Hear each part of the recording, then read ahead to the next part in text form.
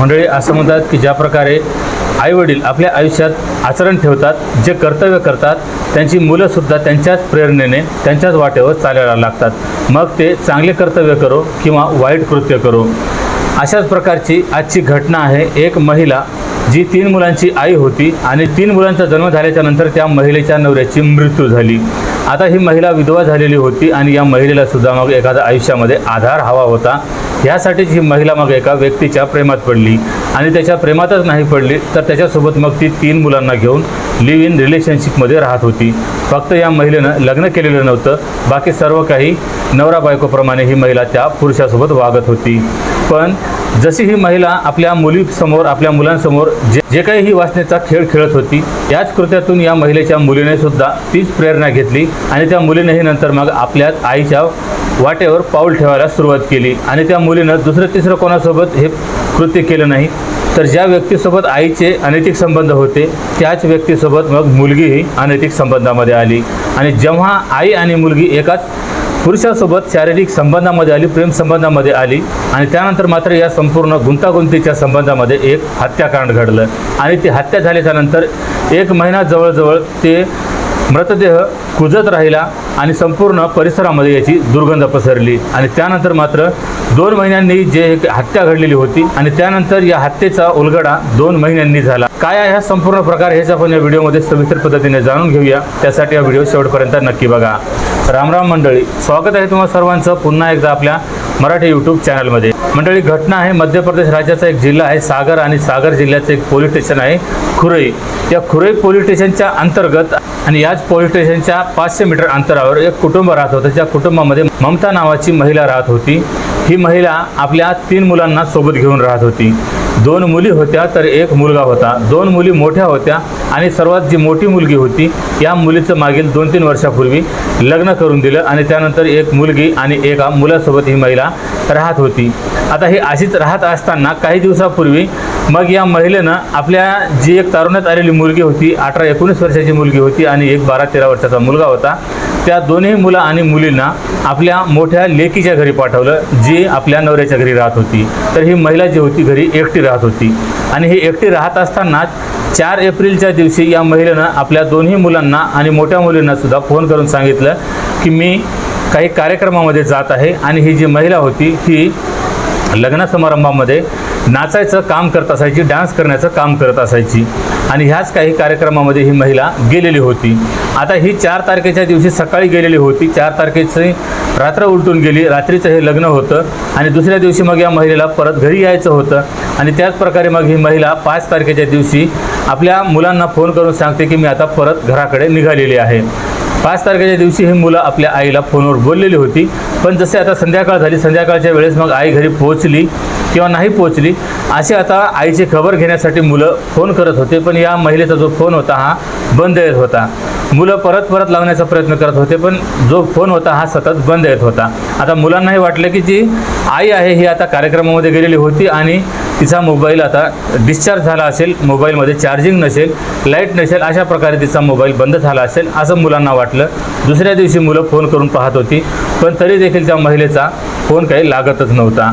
2-3 दिवस अशी त्या मुलांनी आपल्या आईला फोन करून पाहिलं पण आईचा मोबाईल काय लागत नव्हता, तो बंद येत होता आणि शेवटी मग मुलांनी आपल्या थेट घराकडे धाव घेतली। घरी येऊन पाहतात तर जे घर होतं हे बाहेरून कुलूप लावलेलं होतं आणि मुलांना वाटलं की मग आई आता एखाद्या दुसऱ्या नवीन कार्यक्रमामध्ये गेली असेल, लग्न समारंभामध्ये गेली असेल आणि त्यानंतर मग मुलं जी होती ही परत आपल्या बहिणीच्या घरी गेली आणि तिथं गेल्याच्यानंतर मग मोठी बहीण जी होती हे 2 जे लहान बहीण आणि भाऊ होता हे अजून परत आपल्या आईला फोन लावण्याचा प्रयत्न करत होते पण आईचा फोन काही लागतच नव्हता।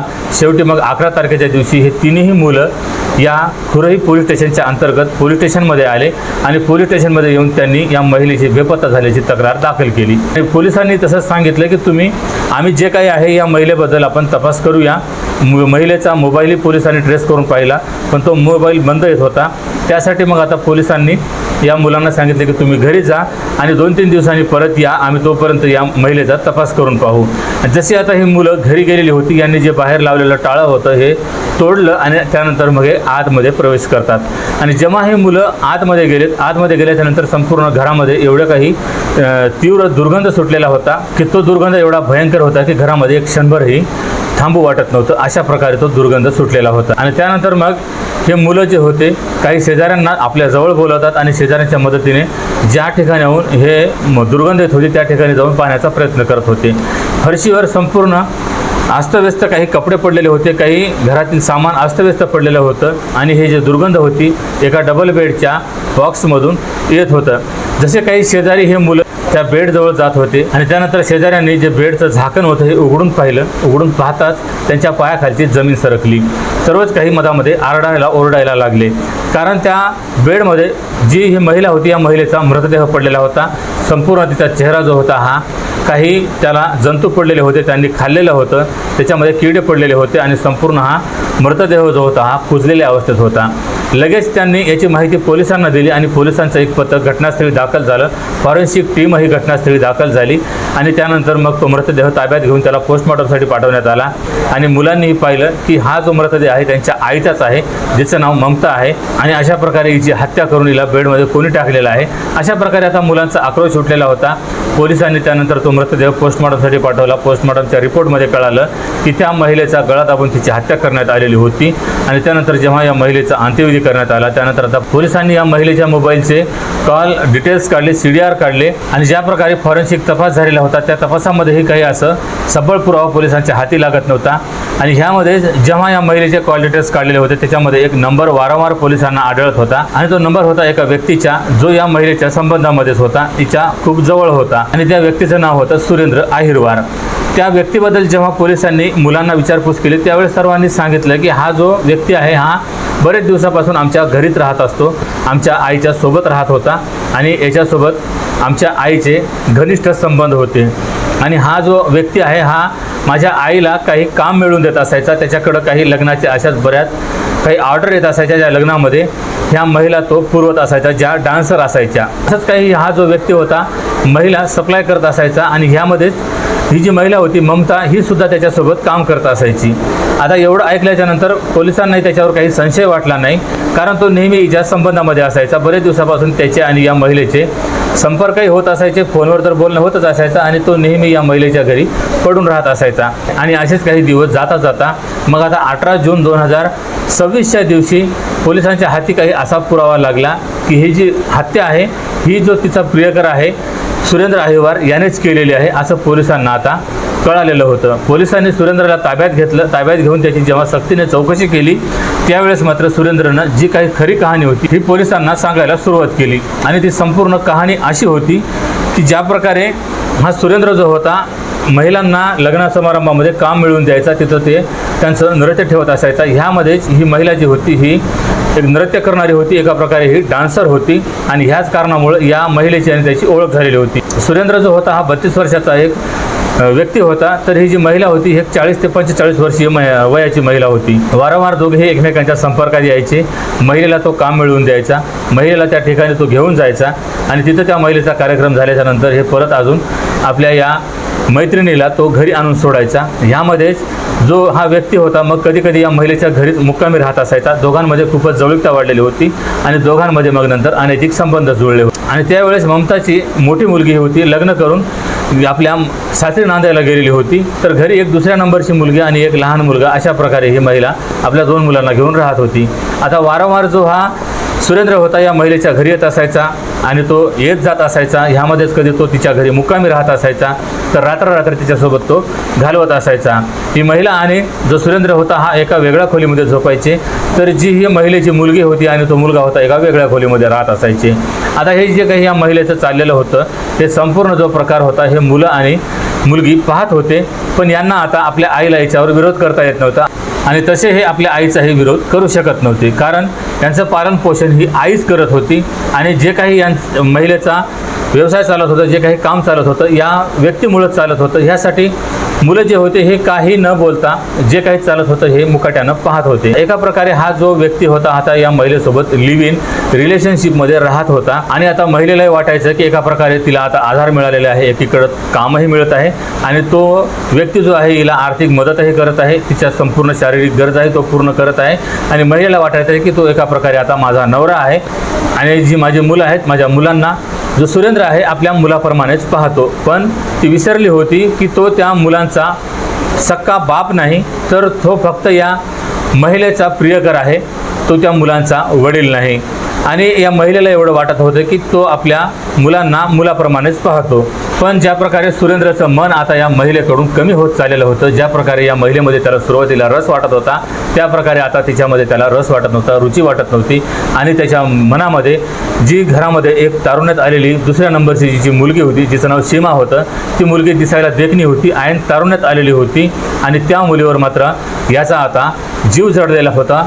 त्याच्यावर आता याची वाईट दृष्टी पडलेली होती. ती मुलगी याच्या सतत डोळ्यामध्ये खूपच असायची आणि याची आता वाईट वासना त्या मुलीवर पडलेली होती. आणि हा आता त्या मुलीला कोणत्या ना कोणत्या प्रकारे आपल्या वासनेच्या जाळ्यात ओढण्याच्या प्रयत्नामध्ये होता. पण याच्याबद्दल त्या महिलेला काहीही भनक लागलेली नव्हती. कारण एकीकडे आता सुंदर मुलगी दिसत होती, तर एकीकडे आता ही अर्ध्या वयाची वयस्कर महिला होती.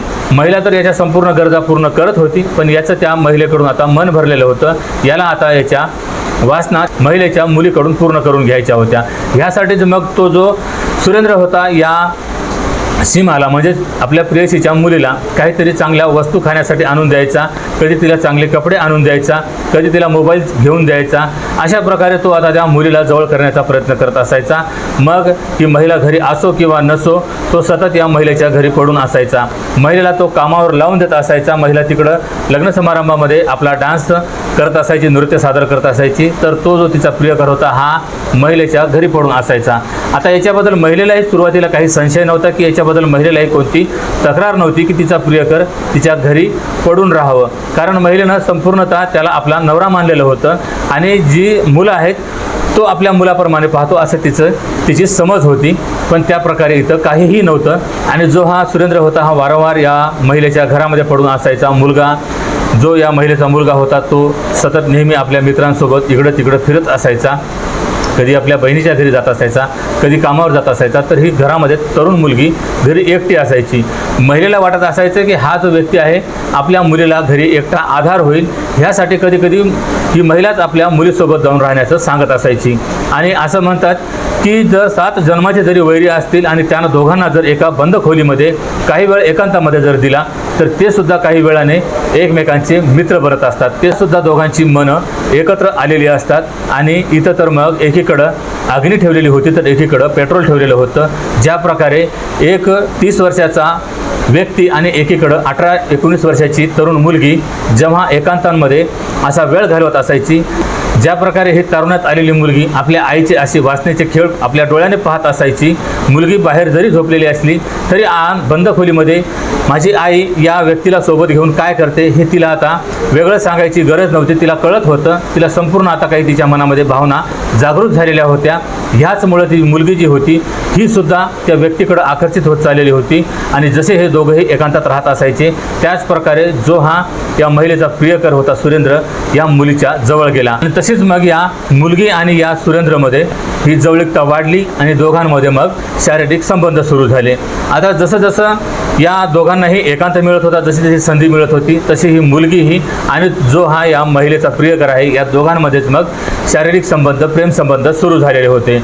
आता इकडं ही महिला एक वयस्कर महिला झालेली होती.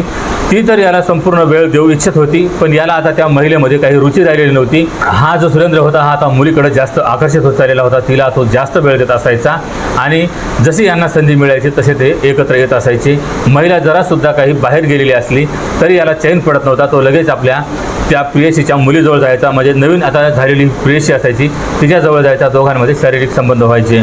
आणि असंच काही दोघांमध्ये संबंध सुरू असतानाच ही महिला जी होती बाजारातून लगेच परत आली आणि ज्या वेळेस हिने पाहिलं त्यावेळेस तिचा प्रियकर आणि तिचीच मुलगी नको त्या अवस्थेत तिनं पाहिली.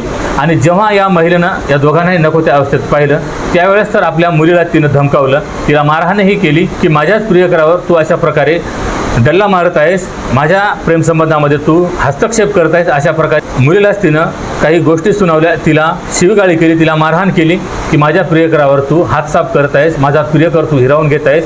अशा प्रकारे ती मुलीलाच शिवीगाळी करून आपल्या मुलीला आणि मुलाला तिनं मोठ्या मुलीकडे पाठवून दिलं की याच्यानंतर माझ्या प्रियकराला तुनं भेटू नये आणि आता तुनं तिकडेच राहायचं. अशा प्रकारे मुलीला सांगितलं आणि मुलीला या महिलेनं आपल्या मोठ्या मुलीच्या घरी पाठवून दिलेलं होतं। आता जर या महिलेनं आपल्या प्रियकराला तर कोणत्याही प्रकारचा विरोध केलेला नव्हता किंवा त्याला कोणत्याही प्रकारची शिवीगाळी केलेली नव्हती किंवा या महिलेला असंही वाटलेलं नव्हतं की जो हा हिचा प्रियकर आहे त्याने या महिलेसोबत विश्वासघात केलेला आहे आणि असा विश्वासघात करणारा व्यक्ती याच्यासोबत आपण कसं राहावं या महिलेने तो विचार केलेला नव्हता।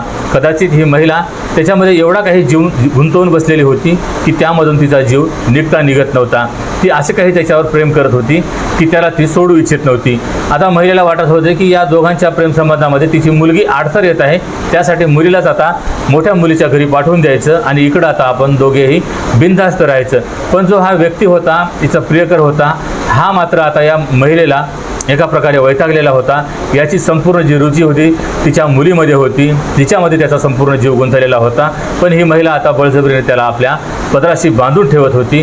तो व्यक्ती वारंवार सांगायचा की तू तुझ्या मुलीला परत घेऊन ये, याच्या पुढं असे काही संबंध मी ठेवणार नाही, दोघांमध्ये असे काही संबंध आम्ही पुढं करणार नाही। पण जी महिला होती त्या मुलीला काही परत बोलवत नव्हती, घरी काही आणत नव्हती। पण आता जो हा व्यक्ती होता हा आता त्रासलेला होता की ही जी महिला आहे ही वारंवार त्याचं एका प्रकारे बळजबरीने त्याच्यासोबत संबंधामध्ये आहे, पण त्याला हिच्यासोबत संबंध ठेवायचे नाही। त्याला संबंध ठेवायचे आहे तर तिच्या मुलगी सीमामध्ये ठेवायचे आहेत, तिच्यासोबत ठेवायचे आहेत। पण जी महिला आहे ही आता यांच्याच प्रेमसंबंधामध्ये अडसर निर्माण करत आहे। ह्यासाठी ज्यानं आता ठरवलेलं होतं की आता या महिलेचाच काटा काढायचा। त्याच प्रकारे यानं 4 तारखेच्या दिवशी तिला जे काही कार्यक्रम त्यानं घेतलेला होता तो कार्यक्रम त्या महिलेला दिला, तिला पाठवलं आणि कार्यक्रमावरून तो जो सुरेंद्र होता आणि ही जी महिला होती ममता हे दोघेही मिळून घरी आले आणि घरी आल्याच्या नंतर मग घरामध्ये परत यानं त्या महिलेला सांगितले तू तुझ्या मुलगी सीमाला परत घेऊन ये आणि याच्या पुढे आम्ही असे करणार नाही। त्या महिलेला वाटत होतं की तू तिची एवढी सतत का आठवण काढतोस, तुला एवढं काही तिच्याशी घेणं देणं आहे, तिच्यात एवढा काही तुझा जीव गुंतलेला आहे। अशा प्रकारे मग आता या महिलेनं ओळखलेलं होतं आणि ही महिला आता त्याच्याशीच भांडण करत होती। दोघांमध्ये वादविवाद सुरू झाले आणि वादविवाद एवढे काही आता विकोपाला गेलेले होते की मग जो हा सुरेंद्र होता याने आता मागचा पुढचा विचार न करता त्यांना अगोदर ठरवलेलं होतं की महिला त्यांच्या प्रेमसंबंधामध्ये अडसर ठरत आहे। कारण एकीकडं वयस्कर महिला तर एकीकडं तरुण आणि देखणी मुलगी त्याला आता मिळालेली होती आणि त्यामध्ये आता ही वयस्कर महिला त्याला रोकटोक करत होती। यासाठी त्यानं मग त्या महिलेचा एवढा काही रागाच्या भरात गळा आवळायला सुरुवात केली की ज्यामध्ये ही महिला जागीच गतप्राण झाली आणि त्यानंतर मग तिचा मृतदेह त्यानं लगेच त्याच्या घरामध्येच असलेला डबल बेड होता त्या बेडमध्ये लपवला आणि त्यानंतर तो बाहेरून कुलूप लावून तिथून फरार झाला। तिथून गेल्याच्या नंतर तो काही दिवस फरारच चाललेला होता। पण ज्या प्रकारे आता पोलिसांनी त्याचा शोध घेऊन त्याला पकडलं आणि जेव्हा त्याला पोलिसांनी सक्तीने विचारपूस केली त्यावेळेस ही संपूर्ण घटना होती त्यानं पोलिसांसमोर मांडली, पोलिसांसमोर ही कबूल केली की ज्या प्रकारे तो प्रियसीच्या मुलीच्या प्रेमात पडला आणि तिला तो सोडू इच्छित नव्हता, पण मध्येच त्याची प्रियसी आता त्याला अडसर निर्माण करत होती। ह्यासाठीच त्यानं आपल्या म्हणजे वयस्कर प्रेयसीला त्यानं संपवलं, फक्त आपल्या या प्रेयसीच्या मुलीसाठी, नवीन झालेल्या प्रेयसीसाठी। तर आता पोलिसांनी याच्यावर गुन्हा नोंद करून याला आता तुरुंगात पाठवलेला आहे। तर मंडळी, ही संपूर्ण घटना तुम्हाला ऐकवण्यामागचा उद्देश कोणाच्याही भावना दुखावणे किंवा कोणालाही बदनाम करणे हा नसून फक्त अशा घटनांपासून तुम्हाला सतर्क करणे, सावध करणे हाच आहे। आणि या संपूर्ण घटनेबद्दल तुमच्या प्रतिक्रिया कमेंटमध्ये अवश्य कळवा आणि जर हा व्हिडिओ ही माहिती आवडली असेल तर व्हिडिओला लाईक आणि चॅनलला सबस्क्राईब करायला विसरू नका। तर भेटूया पुन्हा एका अशाच नवीन व्हिडिओमध्ये, तेव्हा सतर्क राहा, सावध राहा, सुरक्षित राहा। जय हिंद, जय महाराष्ट्र।